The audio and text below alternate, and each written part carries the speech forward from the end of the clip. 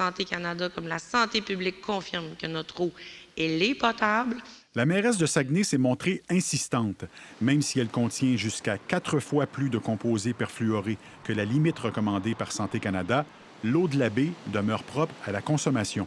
C'est pourquoi les 8000 résidents touchés n'ont pas été avisés plus tôt par la Ville, qui connaissait le problème depuis la mi-avril. Dans le cas ici qui nous préoccupe, il n'y a pas de notion d'urgence.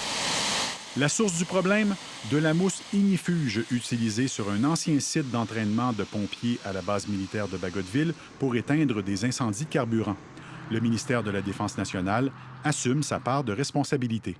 On présume que la présence des PFAS sur la propriété est liée à l'utilisation passée de mousses extinctrices pour l'entraînement et les opérations.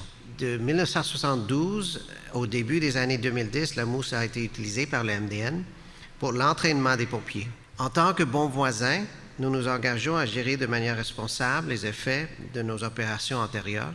Même si la Ville assure que l'eau de la baie reste potable, elle compte tout de même abaisser la concentration de PFAS sous la barre des 30 nanogrammes par litre, comme le recommande Santé Canada.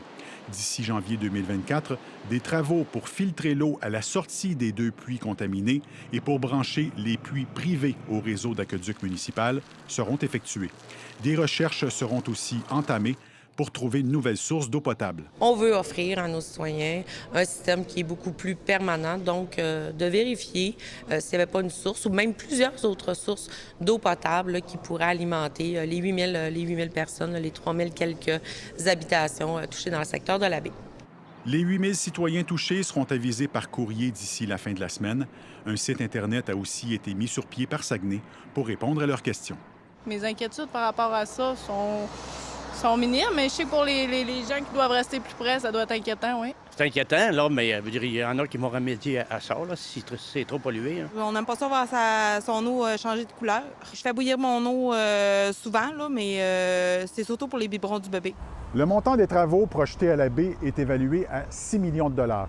Quant à savoir qui paiera la facture, la Ville assure être en pourparlers avec le gouvernement fédéral.